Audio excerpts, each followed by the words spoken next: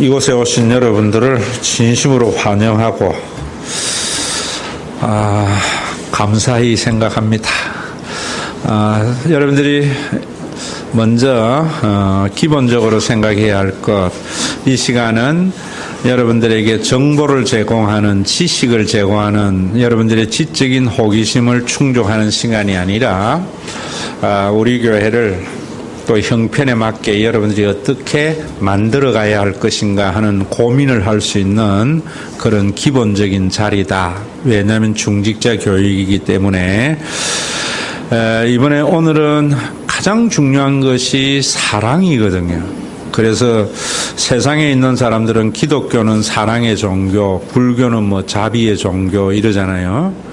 근데 나도 옛날에 어릴 때 어떤 생각을 들었는가 하면 기독교는 사랑의 종교라는데 교회가 뭐 그래?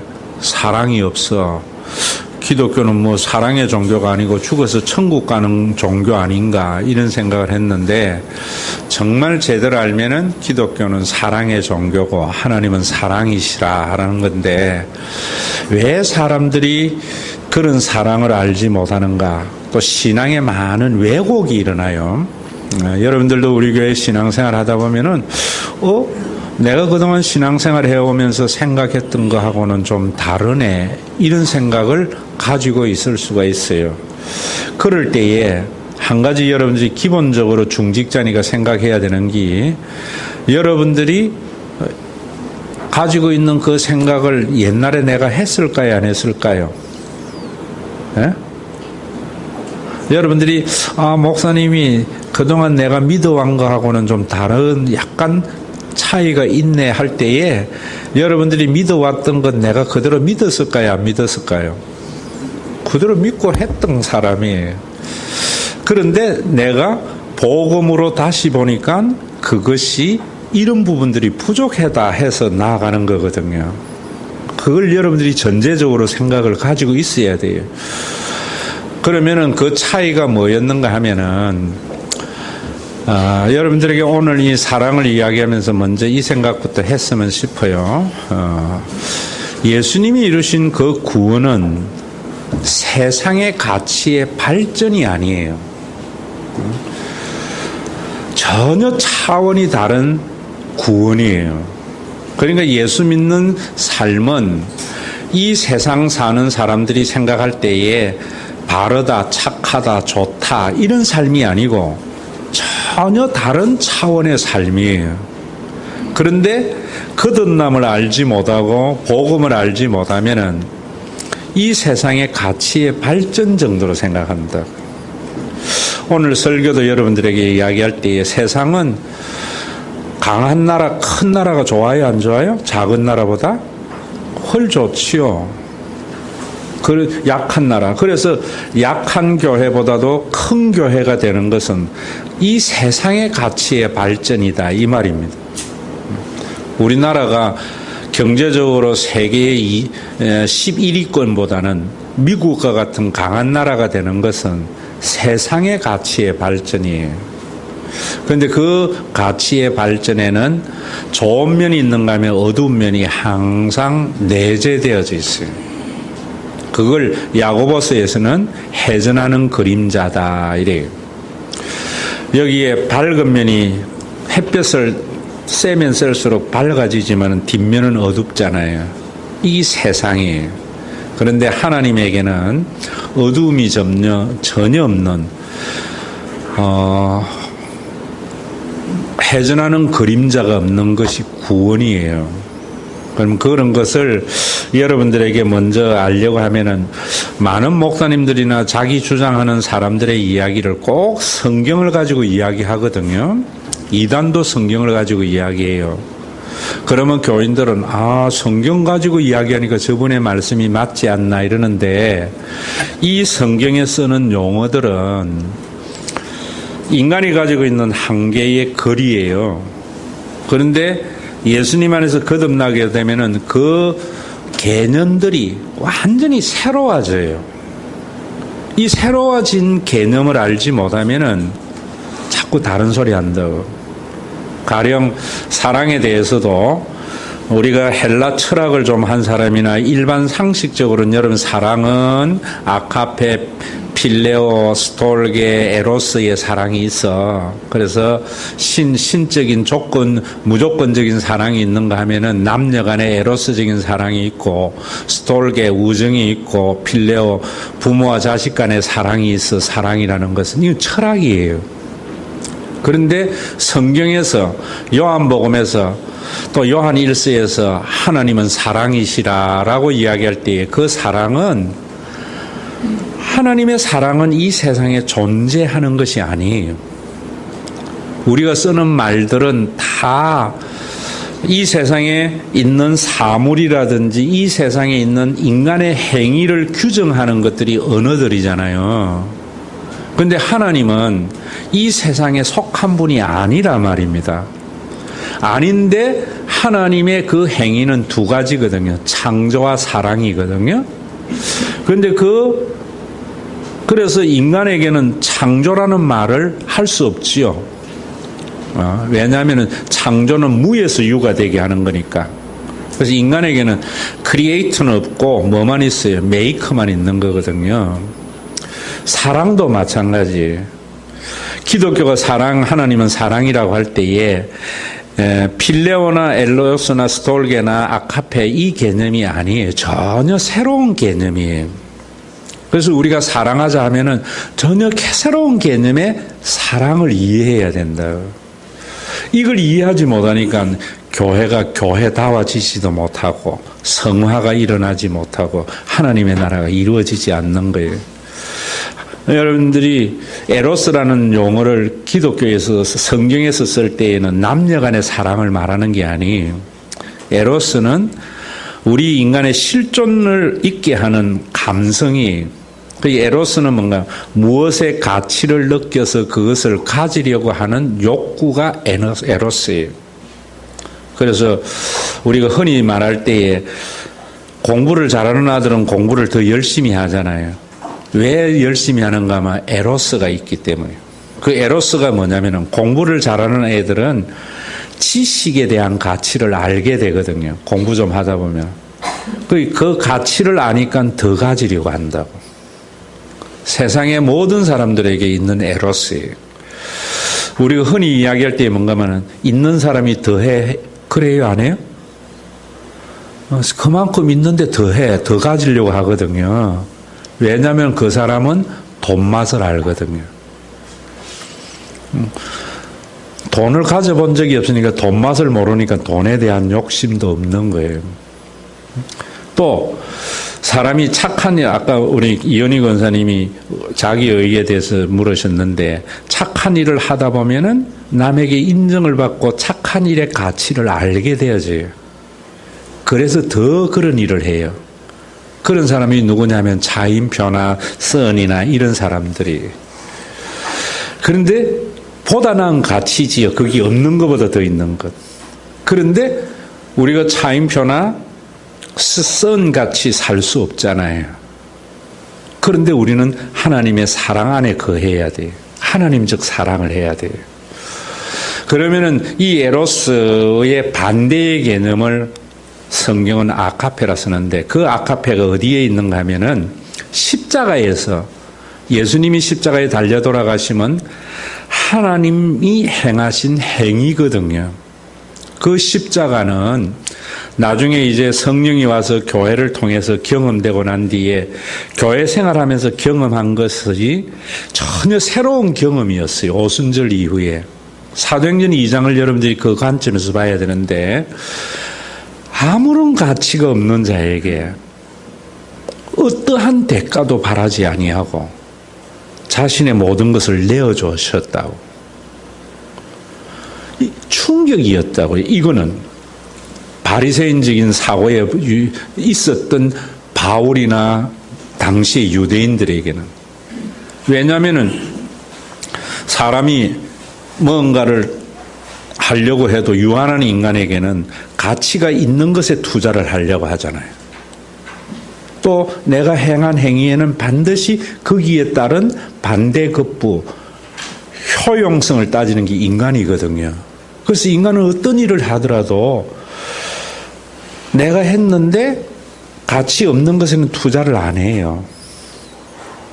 그런데 여러분 보세요. 부모에게는 가치가 없는 자녀에게도 죽을 때까지 부모 노릇 포기하지 않잖아요. 그래서 어머니 속에 하나님의 그림자가 조금 남아있는 거예요. 그 완전함이 하나님께 있는 거예요. 창세기부터 요한계시록까지 그 관점에서 하나님을 보셔야 돼요.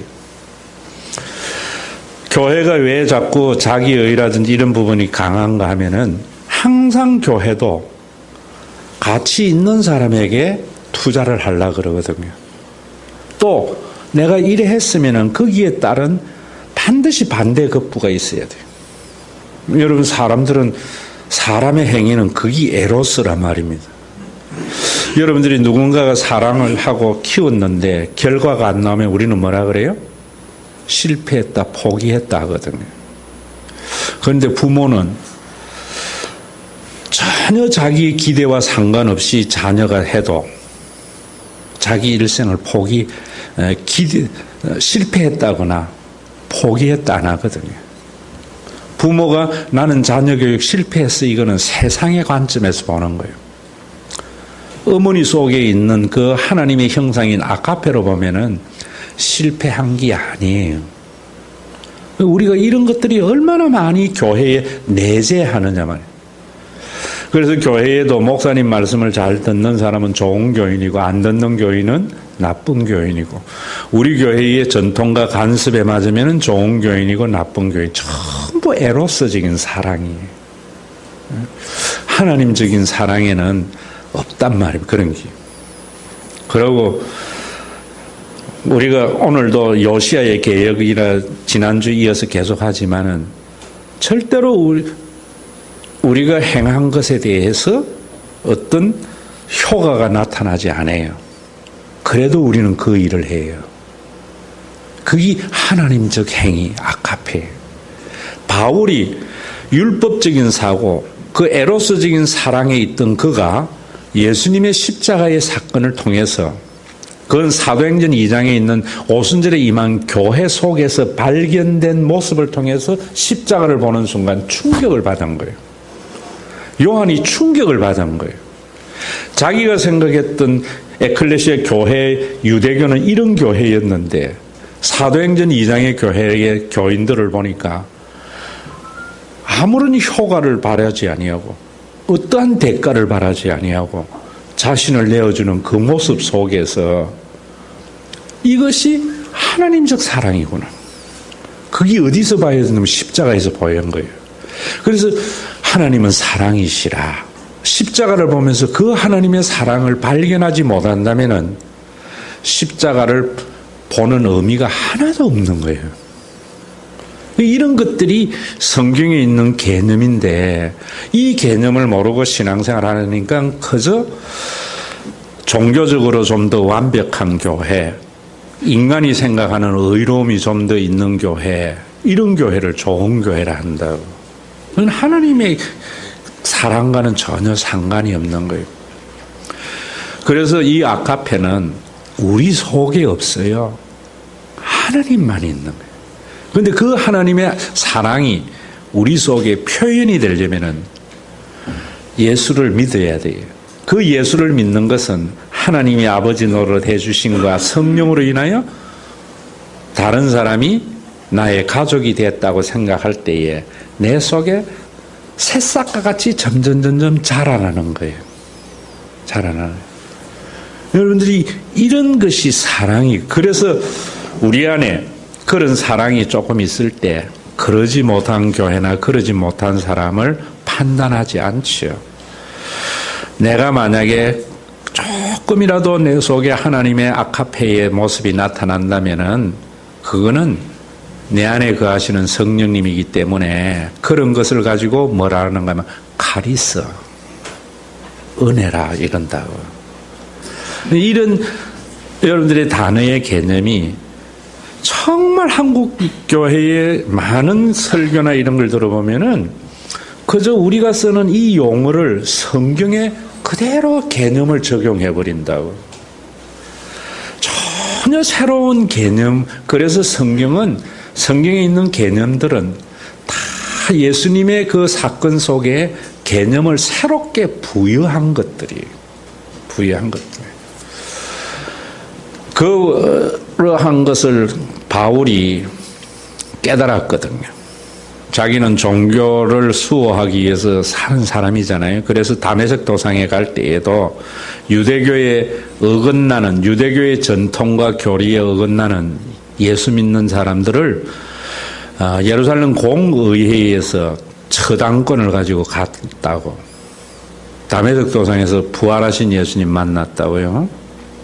왜 네가 나를 핍박하느냐 하는 주님의 말 듣고 그는 장님이 되잖아요. 그래서 그 손에 이끌려서 아나니아 집에 들어갔다고. 들어갔는데 그 교회에서 하나님의 사랑을 경험하는 거예요. 유대교는 자기의 교단의 전통이라든지 규례라든지 이런 것이 안 맞으면은 처단을 하려고 하거든요. 그래서 성결을 유지하려고 그래요. 유대교에. 그런데 이 사람들은 자기를 잡으러 와서 죽이려고 하는 그 사람을 자기 형제와 같이 아무런 대가를 바라지 않고 보살필 때에 어떻게 해서 이렇게 됐나? 하나님의 사랑이 그 속에 임하였기 때문이라는 거 알 때에 유대교가 아니구나. 예수님 안에서 성령이 임하여서 생긴 영원한 가족의 공동체구나. 그래서 그것을 전하기를 시작한 거예요. 제가 오늘도 여러분들에게 이야기할 때에 성경을 배워서 깨달아지는 것이 아니라 했잖아요. 성령 받으면 깨달아진다는 말은 무책임한 종교인들의 말이에요. 한 번쯤 다른 사람을 가족으로 생각하는 삶을 살아보면은 그것이었구나. 예수님의 구원이 이런 것이구나. 알게 된다고. 그래서 지금도 여러분들에게 여기에 지식을 제공하려는 게 아니에요. 우리 교회가 그런 사랑을 저는 고린도전서 13장에 보면서 박 집사에게 보낸 정말 좋은 책이에요. 우리 한국적 상황에서 한국 교회는 어떻게 보면 꼭 고린도 교회하고 너무나 같은 요소가 많아요. 그 고린도 교회가 교회 되게 한 것이 고린도전서 13장이거든요. 거기에 보면 1장에서부터 3장에 이르기까지는 은사에 대한 이야기를 하거든요. 우리 한국 교회도 은사가 얼마나 난무해요. 그런데 그 은사들이 아무런 쓸모가 없다는 거죠. 산을 옮길 만한 믿음이 있더라도 소리나는 구리와 울리는 꽹과리고 아무것도 아니다. 이런다고요. 여러분들이 그거 보면서 내가 가지고 있는 은사가 하나님 안에서 아무것도 아닌 것을 알게 되어져야 돼요. 그래야 이제 사랑이 시작이 되는 거예요. 그래서 4절부터 사랑을 쭉 설명할 때에 예전에는 자기가 상대방에게 좋은 감정을 가진 것, 상대방에게 좋은 일 해주는 것이 사랑인 줄 알았는데 하나님적 사랑 아카페가 육신을 가지고 있는 한계를 가지고 있는 우리 인간에게 어떻게 표현되는가 하면 바로 고린도전서 4장부터 7절까지가 있는 것이 영원한 존재의 그 하나님이 유한한 세상의 인간 속에 어떻게 표현될 것인가 하는 것이 사랑에 대한 개념이거든요.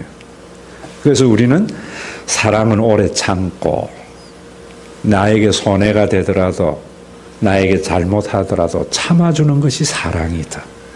그런 게 어디에 있어요? 자녀를 향한 엄마의 속에 있잖아요. 그러면서 그게 오래 참고 사랑은 무례히 행치 않고 이런 것도 우리는 상대방에게 예의를 지키는 것이 사랑 아니에요. 무례히 행치 않고 상대방의 영역에 침범하지 않는 것. 왜? 우리는 지식의 한계가 있기 때문에. 여러분들이 아내를 사랑하는 것은 아내가 집안일 하는 것에 내가 영역에 침범하지 않는 게 사랑인데 남편들은 내가 왔더니만 뭐해 집구석 일에 놔뒀어. 애들은 왜 그래? 전부 친범이거든요. 그러면서 사랑한대. 교회에도 마찬가지입니다. 장로님의 영역이 있고 목사님의 영역이 있고 권사님의 영역이 있고 지사님의 영역이 있고 교회가 왜 시끄러운가 하면 전부 영역 침범이에요. 사랑은 영역을 침범하지 않아요. 여러분들의 자녀에 대한 것도 마찬가지예요. 자녀의 영역을 부모들이 너무 많이 침범하잖아요. 우리는. 그러면서 사랑하는데 그러니까 갈등과 분열이 있다고. 그 사랑의 개념이 제대로 되어져야 돼요. 그럼 그 사랑의 개념을 통해서 뒤에 이제 8절부터 이렇게 쭉 나오는 13절까지 해서 맨 마지막 13절에 중요한 것은 소통과 합이죠. 오늘도 여러분들에게 말씀을 드렸지만 예수님이 이루신 구원은 소통과 합이 있는 것이. 우리 조장로님이 이번에 그 밑에 당신과 함께라서 행복합니다. 그 속에 있는 것이 거기 그렇게 되려면 그 안에 코어에 뭐가 있어야 돼요? 소통과 합이 있어야 되거든요. 그 소통과 합을 이루는 것이 믿음, 소망, 사랑이거든요. 믿으며 바라며 사랑은 믿는다는 게 뭡니까? 우리가 살다 보면 상처를 주는 거예요. 상대방에게. 사람은 왜 상처 주는가? 완전히 모르기 때문이거든요. 그러면서도 자기는 안다고 그래. 한 부분을 보면서. 그래서 삐지기도 하고 다툼도 일어나. 그런데 사랑은 믿으며 근본적인 신뢰의 관계에 대한 변화가 없는 거예요. 부모와 자식 지간이 무엇이 갈라놓을 수 있어요? 사랑이 존재하기 때문에. 하나님의 그림자의 사랑이라도 있으니까.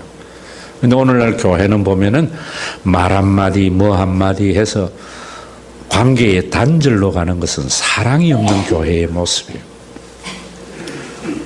여러분 살다 보면은 삐졌다가 싸웠다가 하였다가 하다 보면은 돈독한 관계가 되잖아요.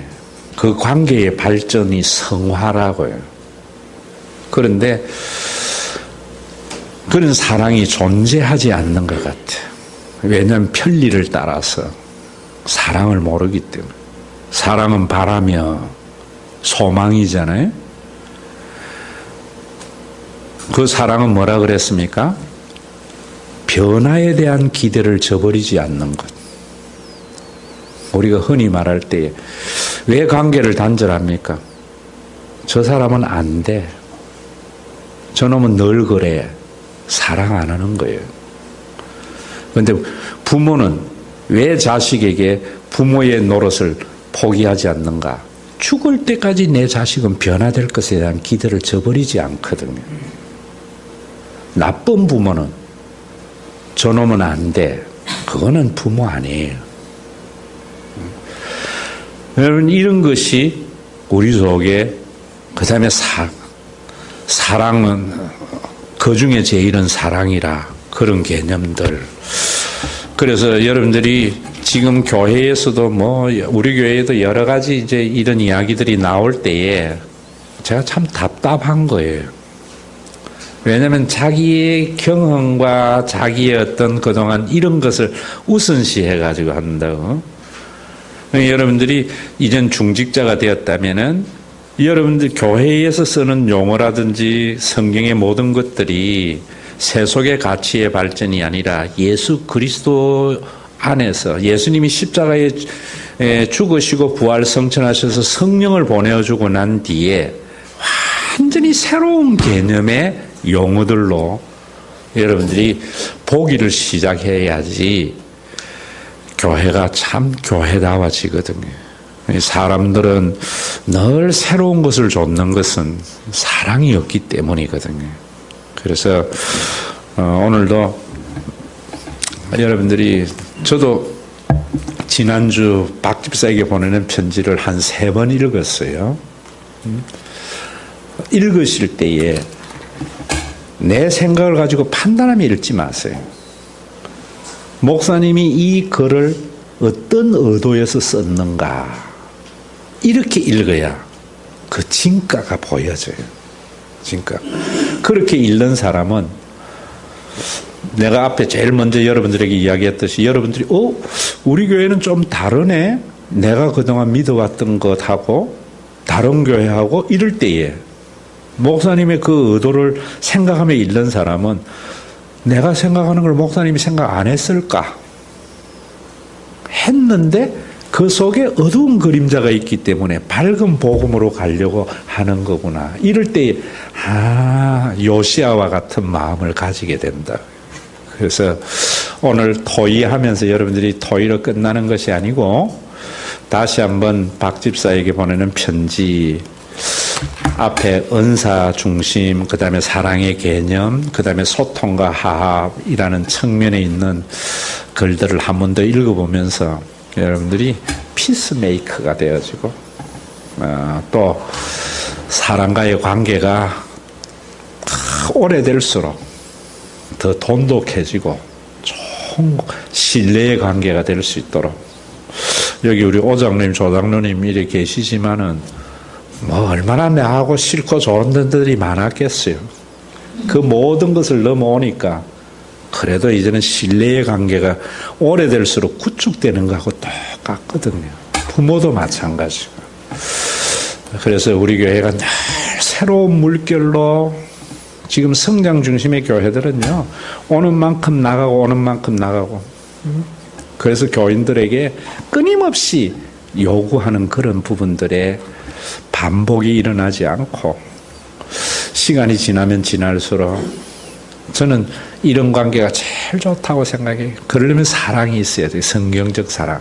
이야기했지 않습니까? 서세원이가 했던 것. 당신하고 내 사이 이러니까 왼수 아니 내자로 평생 왼수. 내용은 천생연분이거든요. 천생연분. 참 할아버지 할머니들이 이제 죽음을 앞두고 있는 그 평생을 살아왔던 분들이 뭐라 그래요? 누가 뭐라 하나? 우리 영감택이 원래 그런 사람이야. 수용이 최고의 사랑에 그치 절대로 바꾸려고 안 하잖아요. 우리 할망구는 그런 사람이야. 그게 사랑이에요.